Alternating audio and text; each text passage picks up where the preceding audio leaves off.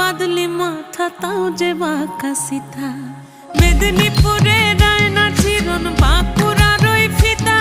আর যতন করে বাঁধলি মাথা তাও যে বাঁকা সিথা পেছ পাড়িয়া রাজগো